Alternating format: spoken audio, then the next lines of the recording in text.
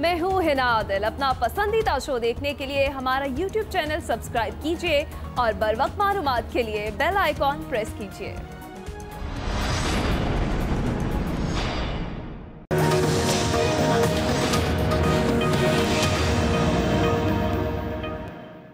तकरीबन हमारे 1.5 लाख केसेस जो हैं वो कोरोना के टेस्टेड पॉजिटिव केसेस हमारे पास मुल्क के अंदर मौजूद हैं। हमारे जो माहिरीन हैं वो ये बता रहे हैं कि जुलाई के आखिर तक यही नंबर, जहां जो इस वक्त तादाद जो है तकरीबन 1.5 लाख केसेस की है, वो बढ़कर जुलाई के आखिर तक 10 से 12 लाख के दरमियान पहुंच सकती है। लाहौर शहर के अंदर देखा है कि जिन इलाकों में सबसे ज़्यादा इंसिडेंट्स है उनके लिए एक डिफरेंट तदाबीर इख्तियार कर रहे हैं। कल 12 बजे के बाद ये सारे इलाके जो हैं इनको बहुत हद तक बंद कर दिया जाएगा।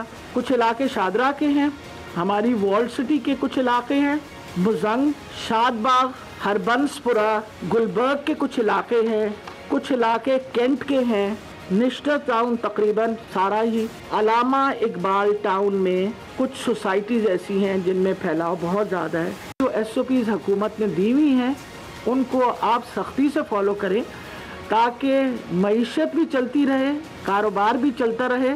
सिर्फ मास्क पहनने से हम कम से कम 50% अपनी ट्रांसमिशन रोक सकते हैं। अस्सलाम वालेकुम नाज़रीन, आप देख रहे हैं प्रोग्राम एक्सपर्ट्स और मैं हूँ दुआ जमील। आज के पैनल में शामिल हैं अयाज खान साहब, लतीफ़ चौधरी साहब, मोहम्मद इलियास साहब, ब्रिगेडियर रिटायर हारिस नवाज साहब, फैसल हुसैन साहब और आमिर इलियास राना साहब।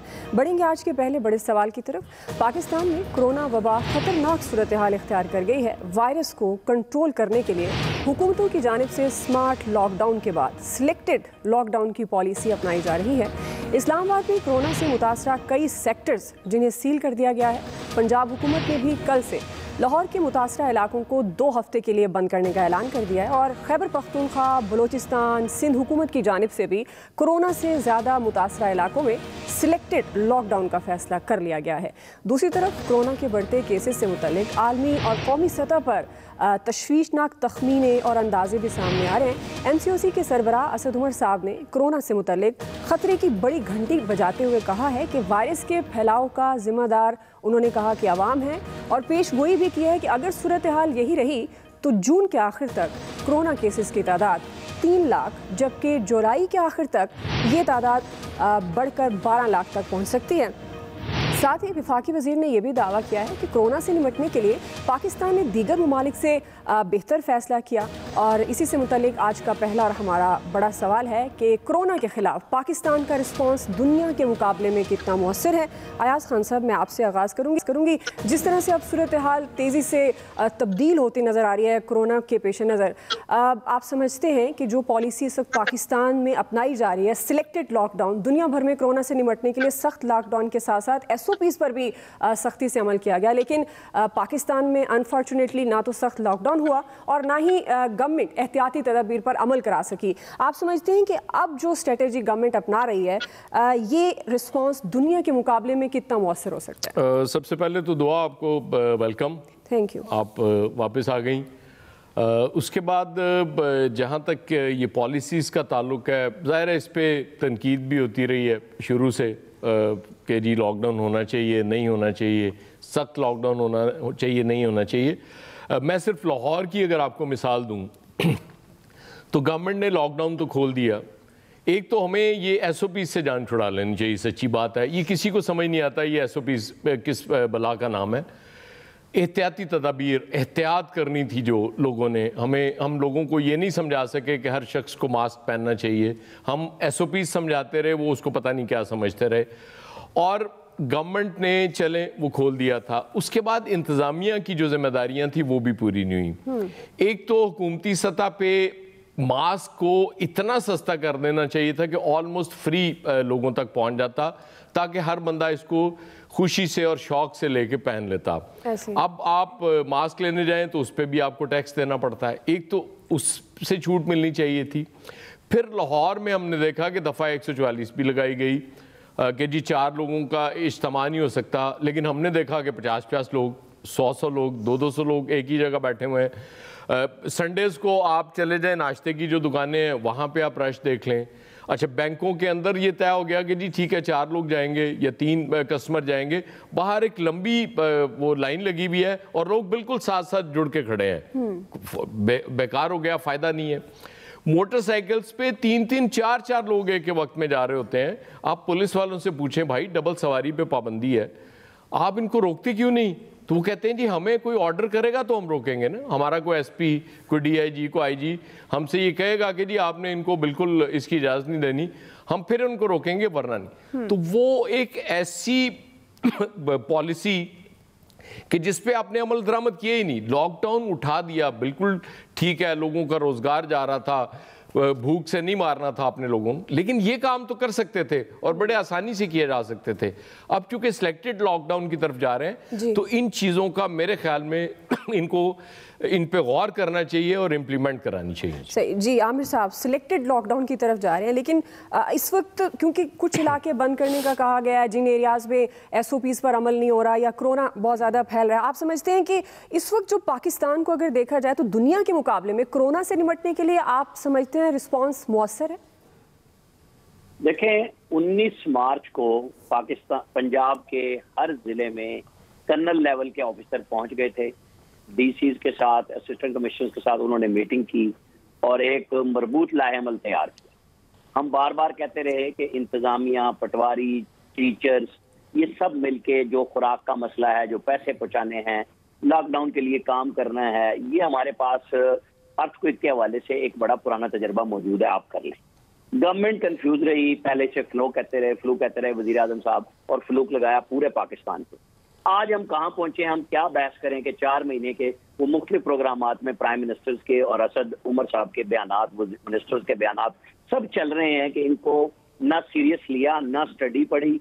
और कल प्राइम मिनिस्टर जब लाहौर पहुंचते हैं तो देखें ना, आज लाहौर की इंतजामिया ने 6 इलाकों को बंद किया, लेकिन अमली तौर पर अगर उस नोटिफिकेशन को देखें तो तकरीबन लाहौर के हर एरिया में कहीं ना कहीं इंतजामिया ने अब काम करना है।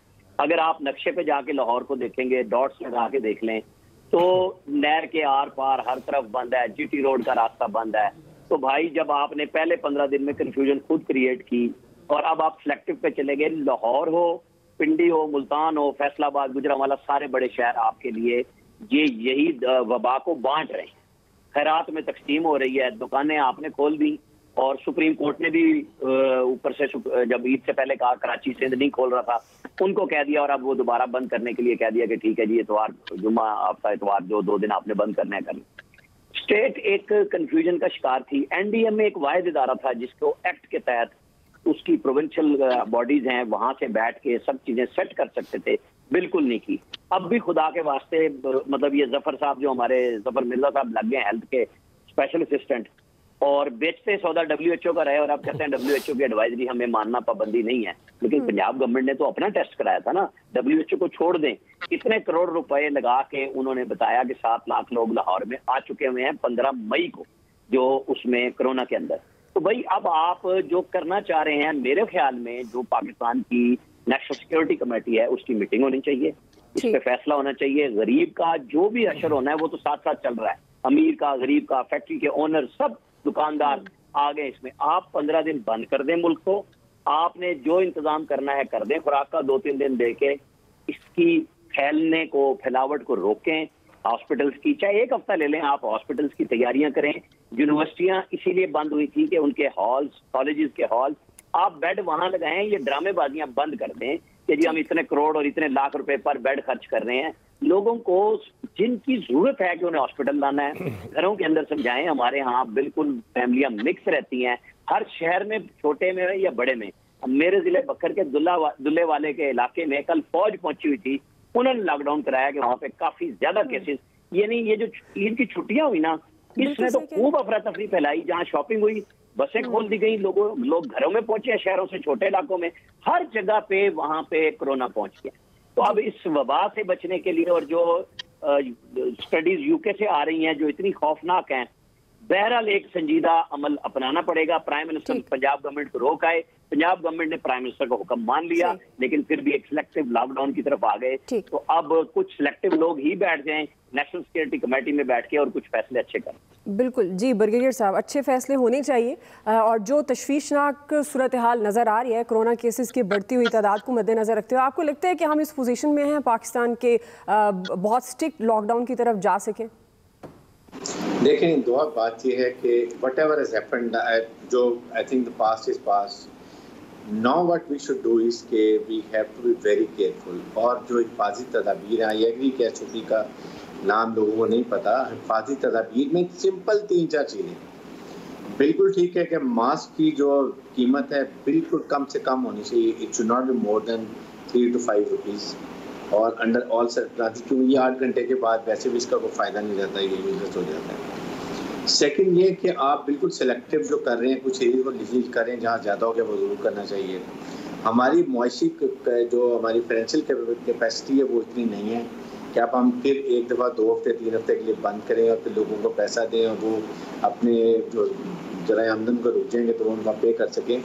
इसलिए अभी सख्ती ये है कि रिस्पेक्टिव डिप्टी कमिश्नर और असिस्टेंट कमिश्नर अपने अपने एरिए में और SHO को इंस्ट्रक्शन पास हों कि वो अपने हदूद के अंदर किसी को मास्क के बगैर मत निकलें। आई थिंक ये एक सबसे बड़ा अहम मसला, जो निकलता है उसको घर में वापस भेजा जाए। कोई जॉब पे जा रहा है, कोई मजदूरी पे जा रहा है, he has to wear the mask. लेकिन गर्मी में मास्क पहनना मजदूरों के लिए बहुत मुश्किल है, I do understand, but then they are in open और अगर वो अपने सोशल डिस्टेंस मेंटेन करें may be then they can be protected from that. लेकिन इसके साथ साथ जो पहले गवर्नमेंट मुझे लग रहा था कि इतने बहुत सीरियस नहीं हुए, जिसकी वजह से ये ईद की छुट्टियों में भी अगर उनको ज़्यादा दी थी तो फिर उनको सख्ती से हिफाजती अमल कराना चाहिए था, वो भी नहीं किया गया। तो अब आंसर ये कि जो at least selective lockdown but very strict safety measures, इस पे कोई कॉम्प्रोमाइज़ करने की किसी को ज़रूरत नहीं है। जी लतीफ़ चौधरी साहब, ये जिन चीज़ों की बात करें, दीगर अयाज़ खान साहब भी कह रहे हैं कि मास्क सस्ता होना चाहिए और फिर सख्ती से अमल दरामद किया जाना चाहिए, लेकिन दूसरी तरफ गवर्नमेंट की कैपेसिटी पर भी बड़े सवालात उठ रहे हैं। कोरोना से मुतल्लिक मैं बात कर रही हूँ, आपको लगता है कि ये सारा कुछ, ये सारे मेजर्स जो हैं, हिफाजती इंतजामात, हिफाजती तदाबीर इख्तियार करवा सकती है गवर्नमेंट स्ट्रिक्टली? देखिए दुआ में एक बात तो बिल्कुल क्लियर है, जहाँ तक कोरोना के हवाले से पाकिस्तान का जो रिस्पांस है वो तो इंटरनेशनल जो अब जारी होती है इंडेक्स, उसमें वाज़े हो जाता है कि कितना का हमारा अच्छा रिस्पांस था। तो हमारा असल में हमारी जो रियासती सिस्टम है ना, it's called a broken system. ये एक सिस्टम जो है वो कोलैप्स कर चुका है। तो लिहाजा हम जितने मर्जी बात करते रहे, हमारे हुक्मरान आके बस तकरीर कर देते हैं, तो आगे जब उसको ग्रास रूट लेवल पे इम्प्लीमेंट करना है तो वो असल चीज़ है। अब आपके सामने एक ही मिसाल मैं आपको देता हूँ। अयाज़ खान साहब ने जो मास्क की बात की वो बिल्कुल दुरुस्त है, मास्क बिल्कुल फ्री होना चाहिए। गवर्नमेंट वो एक ऑर्डर जारी कर दे कि भी कोई फ्री दे, आप बाकी भी तो सब्सिडी देते हैं ना, तो इस मामले में भी एक आप कर सकते हैं। तो दूसरी बात यह है कि जो कोरोना कोविड-19 का जो टेस्ट है वो प्राइवेट लैब्स जो हैं वो कोई 8,000 ले रहा है, कोई 9,000 ले रहा है, कोई 10,000 रुपये ले रहा है, और ये एक मरीज़ को जिसका वो टेस्ट करवाता है कम से कम 3 दफ़ा उसको करवाना पड़ता है। अगर 9,000 है तो इसका मतलब है कि उसको कोई 30,000 से ऊपर सिर्फ अपने टेस्ट के ऊपर लगाने पड़ेंगे। तो क्या हुकूमत ने अभी तक या प्राइम मिनिस्टर ने या दूसरे वज़रा हैं, वज़ीर आला हैं, उन्होंने ये इस सोच पे काम किया है कि इसको प्राइवेट लैब्स में भी फ्री कर दिया जाए, या कम से कम 2,000 रुपये कर दिया जाए, 1,500 रुपया कर दिया जाए। सरकारी तो चले आपने एक रेट मुकर्रर किया, तो प्राइवेट लैब के जो एक लूट मार इस वक्त मची हुई है, क्योंकि जिसको भी थोड़ा सा टेम्परेचर हो जाता है वो भागता है मैं टेस्ट करवा के आऊँ। बिल्कुल ऐसे इस वक्त जो हमारे यहाँ मुख्तलिफ अलामात कोविड-19 का ही मसला नहीं है, टाइफाइड के पेशेंट बहुत ज़्यादा हैं, मलेरिया के पेशेंट बहुत ज़्यादा हैं और सारी टेस्ट के लिए भाग रहे हैं। तो वहाँ पे इतने पैसे सबको तो गवर्नमेंट की फैसिलिटी मुयसर नहीं है। तो इस बारे में किसी भी हुकूमत ने कोई, हमारे जो अरबाब इख्तियार हैं उन्होंने कोई पॉलिसी बयान दिया है कि ये प्राइवेट लैब वाले जो हैं इनके टेस्ट के लिए फ़ीस मुकर्रर करें? जब साबिका हुकूमत थी जिनका नाम लेना वो गुनाह समझा जाता है, कि उस दौर में डेंगू जब आम हुआ था तो एक फ़ीस मुकर्रर कर दी गई। बिल्कुल सही कह रहे हैं कि आप 80 रुपये में टेस्ट होगा, तो वो प्राइवेट लैब ने भी उसी में वो टेस्ट करना शुरू किया था। तो अब भी क्या ऐसा पॉसिबल नहीं है कि आप प्राइवेट लैब्स को ये बार करें, प्राइवेट हॉस्पिटल्स को पाबंद करें कि कोविड-19 का पेशेंट हो तो उसके कितने पैसे लेने हैं, कितने चार्ज करने हैं आपने। जो गवर्नमेंटों के काम करने वाले हैं वो तो ये हैं, हमें ये तो नहीं ये पेश गो टाइप जैसे कोई महाराज शंकर आ गए और माहरे पेश गोई अमवात असद उमर साहब जिन्होंने कह दिया कि इतने मर जाएंगे। हर वक्त आपके मुंह पे स्वाए मौत के और कोई लफ्ज ही कोई नहीं है। आप ये तो जिसने मरना वो तो मरना ही है, तो ये काम करने वाले कम से कम ये तो कर देना। बिल्कुल जी, करने वाले काम करने चाहिए। जी फैसल हुसैन साहब। देखिए, आपने कहा कि हुकूमत ने जो है वो ख़तरे की घंटी बजा दी। मसला ये है कि मौजूदा हुकूमत का काम जो है ना सिर्फ घंटियाँ और घंटे बजाना ही रह गया है। बाकी सारी की सारी जिम्मेदारियाँ जो अवाम पे डाल दी गई हैं और अपने हिस्से की जिम्मेदारियों से ये सबकदोश हो चुके हैं। वो भी हुकूमत के हिस्से का काम भी जो है वो आम आदमी से कहा जा रहा है कि आपने करना है। कोरोना फैल रहा है तो अवाम की वजह से फैल रहा है कि अब वो अवाम एहतियात नहीं कर रही, अवाम SOP का ख्याल नहीं कर रही, अवाम मास्क नहीं पहन रही, इसलिए कोरोना फैल रहा है। अच्छा, आप देखें लॉजिकल चीज़ों को समझें। इस वक्त जो इंटरनेशनल कोविड मीटर है वो अब जो है वो पाकिस्तान के हवाले से जो है वो बड़े खतरनाक सिग्नल दे रहा है। इसमें कोई शक वाली बात नहीं कि इस पर जो दुनिया में अमवात हो रही हैं उसमें पाकिस्तान जो है वो चौथे नंबर के ऊपर आ गया और जो नए टेस्ट में जो है पाकिस्तान जो है दूसरे नंबर पर आ गया। जहां 2000 आदमी रोजाना मर रहा था, इस वक्त वहां पे कोई भी आदमी नहीं मर रहा, एक आदमी भी नहीं मर रहा। अमेरिका में एक आदमी कल मरा है, USA में, इटली में जो है एक आदमी भी नहीं मरा। लेकिन इस चीज को आप ये समझें कि पाकिस्तान में भी अच्छा दुनिया ने अमवात पे काबू पा लिया, इलाज तो वहां भी नहीं है। इसका मतलब केयरिंग की है उन्होंने लोगों की जिंदगियों को बचाने के लिए, उन्हें जिंदगियों को केयरिंग करके जो है वो उसको उन्होंने काबू किया, इलाज से उन्होंने काबू नहीं किया। पाकिस्तान में जो अमवात बढ़ रही है उसकी बुनियादी वजह कोविड नहीं है। कोविड की जो ट्रीटमेंट की जा रही है, अस्पतालों का जो निज़ाम है वो लोगों को कत्ल कर रहा है, मार नहीं रहा, बीमारी से हलाक नहीं हो रहे, कत्ल हो रहे। आप देखिए बिल्कुल ये इस बात को समझे, अस्पतालों का निज़ाम लोगों को जो है वो मार रहा है। इस वक्त जो सबसे ज्यादा खतरनाक सूरत हाल हो गई, कोविड से ज्यादा जो कब्रिस्तानों का डेटा है, कराची के कब्रिस्तानों का डेटा वो बहुत ज्यादा खतरनाक सिग्नल दे रहा है कि 40% अमवात का तनासुब, आम दिनों से 40% अमवात का तनासुब जो है कराची के कब्रिस्तानों में मैयत जो आ रही है वो बढ़ चुका है। वो कौन लोग हैं? कोविड वाले नहीं है। जो आपने 3 महीने तक आम आदमी का अस्पताल में दाखिला बंद रखा, आज उसका नतीजा मौत की शक्ल में सामने आ रहा है। आपने कैंसर के मरीज का इलाज नहीं किया, आपने किडनी के मरीज का इलाज नहीं किया, आपने डायलिसिस पे जो लोग थे उनके मरीज का इलाज नहीं किया। बहुत सारी बीमारियां ऐसी हैं जो जहाँ पे जो हर 15 दिन बाद उनका खून टेस्ट होता है, उसके बाद उनकी दवा की मिकदार का तयन होता है, आपने उनका इलाज नहीं किया। आज वो बिल्कुल एक डिजास्टर हो गया, लेकिन हुकूमत की तवज्जो नहीं है। हुकूमत ने कोविड के हवाले से कोई पॉलिसी नहीं बनाई, सारी जिम्मेदारियां जो है आम आदमी पे डाल दी गई। आप जो है हम तो कल तक कह रहे थे ठीक है बहुत अच्छे सिग्नल है, कोई परेशानी की बात नहीं है, लेकिन अब बहुत ज्यादा परेशानी की बात है, हद से ज्यादा तशवीश की बात है, लोगों को समझने की जरूरत है। लेकिन हुकूमत ने इस सारे मामले पर अपनी आंखें बंद की हुई है, वफाकी हुकूमत ने भी, सूबाई हुकूमत ने भी। कोई इनको अंदाजा ही नहीं है इस वक्त सूरत हाल कितनी डिजास्टर हो गई। इस वक्त जो कब्रिस्तानों में जो आप किसी कब्रिस्तान के सामने से गुजरे तो वह मैयत गाड़ियों की लाइनें खड़ी हुई हैं, वो कोविड वाले लोग दफन होने नहीं आ रहे, वो लोग दफन होने आ रहे हैं जिनका 3 महीने इस मुल्क में इलाज नहीं किया। अस्पतालों की ओपीडियां बंद हो गई, कंसल्टेंट ने बैठना बंद कर दिया, जो ऑपरेशन थे, जो मैनेज ऑपरेशन थे, जो शेड्यूल ऑपरेशन थे, वो ऑपरेशन जो है वो नहीं हो पाए, उसके जो है वो असरात आ रहे। अभी भी वही सूरत हाल है, वो सूरत हाल खत्म नहीं होता। आने वाले दिन जो है पाकिस्तान में अमवात के हवाले से बहुत ज्यादा खतरनाक है। वो कोविड की अमवात नहीं होगी, 6000 पेशेंट हो जाएंगे और 12 लाख पेशेंट हो जाएंगे। दीगर पेशेंट जिन्हें ट्रीट नहीं किया गया, आपको अपने ट्रीटमेंट पर तवज्जो दें, और जो लोग आप इलाज नहीं कर रहे उनका इलाज नहीं, डिप्रेशन लोगों को मार रहा है, आप उस पर आपकी कोई तवज्जो ही नहीं है। आप बस अवाम मास्क नहीं पहन रहे, अवाम मास्क नहीं पहन रहे, अवाम पे डाल दें। बिल्कुल आपका पॉइंट आ गया फैसल साहब। जी इलियास साहब। जी, ये सूरत हाल ये इस पर पहले जैसे गवर्नमेंट ने लॉकडाउन लगाया था, लेकिन इनकी गवर्नमेंट की पॉलिसीज़ ये बड़ी गलत थी क्योंकि तमाम हॉस्पिटल लाहौर में थे। लाहौर इस वक्त सबसे इफेक्टिव है जो हुआ है, इफेक्ट हुआ है। जो हॉस्पिटलें इस वक्त भरे हुए, लोगों को चीज़ें नहीं मिल रही, हॉस्पिटल में दाखिल होना बड़ा मुश्किल हो गया, ऑक्सीजन नहीं मिलती, वेंटिलेटर नहीं मिलता, इंजेक्शन जो है वो नहीं मिल रहा। इसके अलावा जो ट्रीटमेंट है, जैसे फैसल साहब कह रहे थे कि ट्रीटमेंट इधर वो देखते ही नहीं, दूसरे पेशेंट को तो देखते ही नहीं। पहले कोविड के पेशेंट्स को देखते हैं, पहले टेस्ट ही वहाँ से शुरू करते हैं, चाहे जिसके पेट में भी दर्द हो चाहे दूसरा भी हो, लेकिन चेक यहाँ से किया जाता है। अब जो सूरत हाल है कि यहाँ हॉस्पिटलों में जगह अब कम पड़ रही है। बेसिकली हुआ ये कि बाहर से दूसरे शहरों से, देहातों से सब लोगों ने रश किया लाहौर की तरफ, पंजाब में, और पंजाब की तरफ जब रश किया तो इस वक्त सूरत हाल ये थी कि लोगों का रश बढ़ने की वजह से यहाँ हॉस्पिटलों पर एक बर्डन बढ़ा, और गवर्नमेंट को चाहिए था कि अगर मुल्तान था, इनको मुख्तलिफ इलाकों में उनको लेके उधर से हॉस्पिटलों में उधर रखते। जो तहसील जो इनके TM जो है तहसील म्यूनिसिपल एडमिनिस्ट्रेशन है और DHQs हैं, उधर भी कोई ऐसे सिस्टम बनाते। उधर तो डॉक्टर्स नहीं है, अभी तक तो ये डॉक्टर्स नहीं भर्ती कर सके सही तरह। तो ये जो सूरत हाल है, इस तरह लोगों के क्वारंटाइन सेंटर में क्या हो रहा है, अब लोग जाते ही नहीं उधर जाते हैं तो वो कहते हैं भूखे मर रहे हैं। अब जैसे जो देखेंगे आप अंदर की सूरत हाल देखेंगे, जो लोग पहले थे वहाँ से फिर निकलना मुश्किल हो जाता है। अब जाहिर है एक बंदे को 3 दफ़ा टेस्ट करवाते हैं। यहाँ लोगों की इनकम कितनी है, 20-25 हज़ार रुपया, कौन इतना कराएगा, खाएगा कि उधर कराएगा।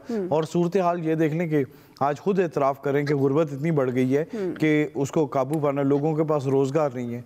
ये तो गवर्नमेंट को खुद चाहिए कि टेस्ट वगैरह करवाए इनके। पहले टेस्टिंग कैपेसिटी नहीं थी, 1000 भी नहीं कर सकते थे, लेकिन अब जब कर रहे हैं तो अब देखें अब केसेस बढ़ रहे हैं। लोग बहुत ज़्यादा इधर मरीज हैं, लेकिन लोग ये हैं कि अब डरते मारे आते नहीं कई लोग कि यहाँ जी ये ना हो जाए कि उनको पकड़ के बिठा लें। बिल्कुल ठीक। अब देखें स्मार्ट लॉकडाउन जो शुरू हो रहा है, अब स्मार्ट लॉकडाउन पहले भी इन्होंने किया था, कई इलाके सील किए थे, लेकिन इनके से कामयाबी नहीं हुई। लोगों को चीज़ें नहीं देने जा सके, सिक्योरिटी रास्ते नहीं ब्लॉक कर सके। तो ये जो तमाम सूरत हाल है, गवर्नमेंट को इसको देखना, रिव्यू करना होगा कि किस तरह करें, वरना इस तरह तो बढ़ते जाएंगे केस। उन्होंने खुद टारगेट बता दिया, स्ट्रिक्टली एक्शन ना लिएगा, और हम शुरू से कह रहे हैं अगर स्ट्रिक्टली एक्शन ना लिया गया तो ज़ाहिर है इन केस कंट्रोल करना मुश्किल हो जाएगा, और सूरत हाल उसी तरफ खुदा न खास्ता जाती हुई नजर आ रही है। ब्रेक लेते हैं, ब्रेक के बाद वापस आएंगे। हमारा दूसरा बड़ा सवाल होगा, कोरोना ज़दा कौम को हुकूमती बजट से रिलीफ मिल पाएगा या नहीं, राय लेते हैं ब्रेक के बाद। लेकिन ये गवर्नर स्टेट बैंक और हफीज शेख साहब, इन्होंने किसी के पास नहीं जाना, इन्होंने अपने मालिकों के पास जाना है जिनके हुक्म से ये यहाँ लाए गए हैं। डालें इनको ECL पे। आज भी जो नवाज शरीफ टैक्स रेवेन्यू छोड़ के गया है, आज भी ये नया पाकिस्तान, इमरान खान का नया पाकिस्तान, उसको अबूर नहीं कर सका उस हद को। जिस बुनियादों पे इस वक्त ये हुकूमत करी है, उन पे ये कायम नहीं रह सकती। कहते हैं हफीज शेख और रजा बाकर को ECL पे डाल दें। अगर आप खरीद कर जाली प्लेटें दिखाकर, जो लंदन पहुंचते ही प्लेटों से चमचों में कन्वर्ट हो जाती है, ECL से फरार हो सकते हैं, तो पैसे फ्री ECL पर डालने का फायदा क्या?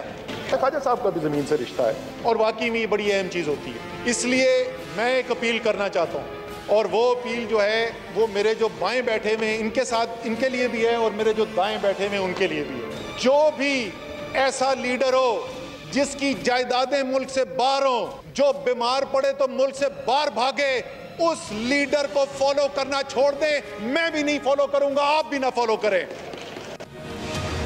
वफाकी बजट पर मिला जुला रद्द-ए-अमल और रिवायती तासुरात सामने आ रहे हैं। हस्ब मामूल गवर्नमेंट इसे बेहतरीन, जबकि अपोजिशन और कारोबारी तबका बजट को अदाद शुमार का गोरख धंधा करार दे रहे हैं। बजट पर आज कौमी असम्बली में बहस शुरू हो गई। लीगी रहनुमा ख्वाजा आसिफ साहब ने बहस का आगाज़ किया। गवर्नमेंट की पॉलिसीज़ को उन्होंने निशाने पर लिया और मईशत को तबाह करने के इल्ज़ाम में मुशीर ख़जाना गवर्नर स्टेट बैंक का नाम ECL में डालने का उन्होंने मुतालबा कर दिया। वफाकी वज़ीर मनसूबाबंदी असद उमर ने भी जवाबी वार दिया और कहा कि लीगी दौरे हुकूमत की तमाम खामियाँ उन्होंने गिनवाई और वाज़ेह किया कि मुखालफिन के पास तनकीद के अलावा कोई भी हिकमत अमली नहीं है। इमरान खान अपोजिशन के असाब पर सवार रहते हैं। पंजाब असम्बली में भी PTI ने दूसरा सूबाई बजट पेश कर दिया है, जिसमें वफाक की तरह सरकारी मुलाजमीन की तनख्वाहों और पेंशन में इजाफा न करने की तजवीज़ दी गई है।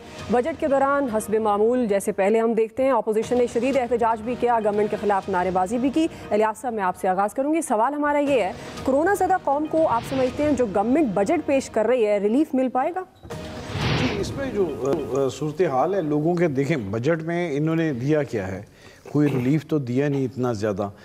पहले ही देखें महंगाई इतनी बड़ी, बेरोज़गारी इतनी बड़ी। अब जो सरकारी मुलाजमीन थे जिनको तनख्वाह मिल जाती थी, उनकी तनख्वाह में भी इजाफा नहीं किया।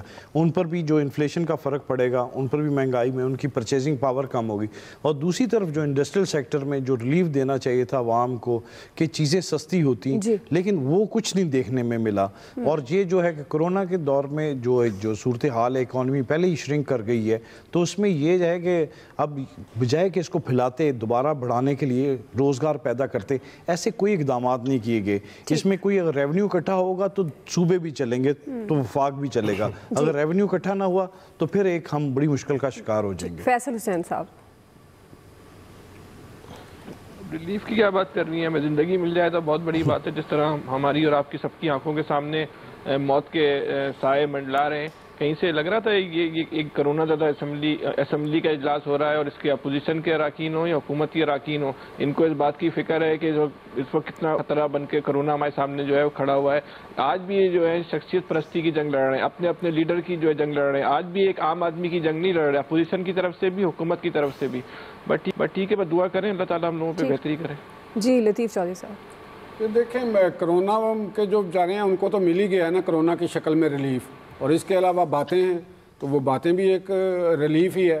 तो जो अगर हुकूमत से कोई तवक्का करें, आज की जो तकरीरें सुन के असद उमर के खसूसन, मगर क्योंकि वो वज़ीर हैं तो उन्होंने जिस तरीके से बातें की कि वो जाली सर्टिफिकेट पे ले गए, यार कोई अब क्या इस पे लफ्ज़ कहें कि आपकी गवर्नमेंट ने चेक करके हर चीज़ भेजी, आप किसको सुना रहे हैं? यदि किसने, मैंने करना है जाके कि उसका कोई फ्रॉड को चेक, तो आप नहीं करना है ना। तो ये अवाम के साथ आप जो इतना बेदर्दी से उनके साथ ट्रीट कर रहे हैं, आपकी शक्लें देख के यकीन माने कि लोगों को इतना गुस्सा चढ़ता है कि दिल करता है टीवी तोड़ दे। जिस किस्म की ये हमारे आके एक अहमकाना किस्म की बातें कि जी वो उनका नाम ECL पे डाल दे। भाई ECL पे क्या डालना है? इस मुल्क में है क्या? आपने कोई किसी को रिलीफ देने के लिए जो कुछ काम करने वाले हैं, आप ये असम्बली वाले अपने TADA सब छोड़ दे, कोई तनख्वाहें ना ले, कोई अपने जो मराहत है ये सारी छोड़ दे, तब पता चल जाता है कि भी आप कुछ लोगों को दे रहे हैं। गैर तरक्याती अखराजात आप कम करें। ऐसा हो कैसे तो ये बस बातें हैं, लोगों के जख्मों पे नमक छिड़कना है। वो तो पहले ही बेचारे कोरोना से मर रहे हैं। जी यास खान साहब, फैसल वो उनके चौधरी साहब से तब पूछ ले, इन्होंने अपना टीवी तोड़ा नहीं तोड़ा? नहीं, उनके पास टीवी नहीं है, LED है। टीवी होता तो तोड़ देते हैं, वो LED नहीं टूट सकती ना, जरा महंगी होती है यार, छोड़ो। अच्छा, मुझे नहीं समझ आती, जाहिर है ऑपोजिशन ने कहना था बहुत बुरा बजट है, हुकूमत ने कहना था बहुत अच्छा बजट है। ये इन हालात में और क्या दे देती गवर्नमेंट आपको? सरकारी मुलाजमीन की तनख्वाहों में इजाफा कैसे कर देती यार, मेरी समझ से बाहर है। किस तरह वो एहतजाज भी कर रहे हैं, जो हालात है मईशत के, खुदा के लिए इसमें सबको हिस्सा डालना है, और शुक्र करें उनकी कम नहीं कर दी तनख्वाहें। जी आमिर साहब, जी कम करें ना करें, एग्जेक्टिव अलाउंस जितने सबके वापस लें। कैबिनेट के किस मेंबर ने आम सरकारी मुलाजिम की तरह एक तनख्वाह 1 दिन या 2 दिन से ज्यादा दिया है? ये अरबोपति वजीर हैं, इनमें से किसने चेक अपने पल्ले से जाके प्राइम मिनिस्टर को पेश किया है? किसी भी मरहले पे आज तक नहीं किया। इस बात को छोड़ दे, सरकारी मुलाजिम के साथ ज्यादती है, बहुत ज्यादती हुई है। दूसरी बात जो असल समझने की है वो ये है कि जितना हमारे हॉस्पिटल्स पे, विफाक में, पंजाब में, सूबों में प्रेशर पड़ गया है, ऑक्सीजन की पाइपें खराब हो रही हैं। एक बेड पर डबल ऑक्यूपेंसी है और वो 24 घंटे नहीं चल सकते। जिस तरीके से मरीज आ रहे हैं, उसकी इमरजेंसी रिलीफ चाहिए है, उसका दावा करना चाहिए, वरना आपके जो इमरजेंसी में बैठे हुए मरीज हैं वो एकदम खुदा ना खास्ता उनके साथ कोई बड़ा हादसा हो सकता है, क्योंकि हमारा सिस्टम कोलैप्स हो रहा है। कितनी ऑक्सीजन, रेगुलर ऑक्सीजन, उसके लिए हेल्थ जो टेक्नीशियन हैं, जो इक्विपमेंट के काम करते हैं, NDMA के साथ मिलके, PDA के साथ मिलके, उस तरफ तवज्जो होनी चाहिए। ये सिर्फ प्रेस कॉन्फ्रेंस से कर रहे हैं, हमारा आपका दिमाग खाते हैं। इनके पास कोई टेक्निकल काम नहीं है, टेक्निकल एडवाइजरी नहीं है। ये जिस फैसल वो जो बैठा हुआ है शिफा, इसका शौकत खानम वाला, इसी की रिपोर्ट पे प्राइम मिनिस्टर ने कहा था ना नवाज शरीफ की रिपोर्ट ठीक है, अब भी तो वही रोजाना एडवाइजिंग कर रहा है, इनके साथ एडवाइजरी कर रहा है, तो क्या कर रहे हैं ये बैठ के? जी ब्रिगेडियर साहब, देखें, बिल्कुल मैं क्रिस्प है कि विद इन द गिवन मॉइशी जो फाइनेंशियल सिचुएशन थी उसमें बजट तो ठीक है, लेकिन आवाम को एक रिलीफ देने का सबसे आसान तरीका था कि जितनी भी कीमतें कमोडिटी आइटम थी जो गरीब आदमी को अफेक्ट करती है, बल्कि हर एक को अफेक्ट करती हैं, ये एटलीस्ट इनकी कीमत ना बढ़ने दें, इनको अभी भी कंट्रोल करें। ये प्राइस ज़्यादा है, ये बहुत बड़ा रिलीफ होगा अगर आटे, दाल, चीनी, वेजिटेबल, इन चीज़ों की हम कीमत सस्ती कर दें तो आवाम को बहुत बड़ा रिलीफ मिलेगा, और इससे वो कम अज़ कम कहीं ना कहीं गवर्नमेंट की तरफ देखेंगे, चलें एक बेहतर काम किया। ठीक है जी, रिलीफ अगर गवर्नमेंट देना चाहे आवाम को तो बहुत सारे ऐसी ऑप्शंस हैं जिन्हें इस्तेमाल किया जा सकता है। बहरहाल राय आप जान चुके हैं एक्सपर्ट्स की। ब्रेक ले रहे हैं, ब्रेक के बाद हम वापस। आज का हमारा तीसरा बड़ा सवाल होगा, कोरोना खतरात के बावजूद विफाक और दीगर सूबे डिजिटल इजलास से गुरेज़ां क्यों हैं? राय लेते हैं ब्रेक के बाद।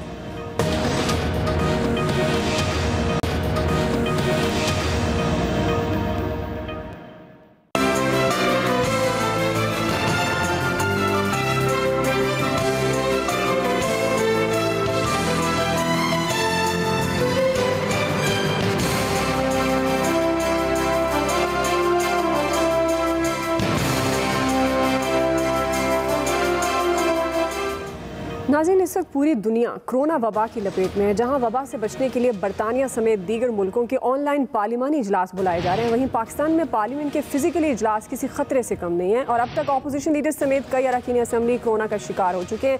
ताहम सिंध गवर्नमेंट का एक बड़ा फैसला सामने आया। पार्लिमानी क़वायद व ज़वाबित में प्रोग्रेसिव तरमीम की गई है, जिसके तहत अरकान असम्बली घर बैठे ऑनलाइन ऐवान की कार्रवाई में शरीक हो सकेंगे। अयाज खान साहब, मैं आपसे आगाज़ करूँगी। सवाल हमारा ये है कि कोरोना खतरात के बावजूद विफाक और दीगर सूबे डिजिटल इजलास से गुरेज़ां क्यों हैं? देखिए, जब तजवीज़ आई थी तो मुखालफत की और बदकिस्मती से जो सबसे ज़्यादा मुखालिफ थे वो पहले इसका शिकार हो गए।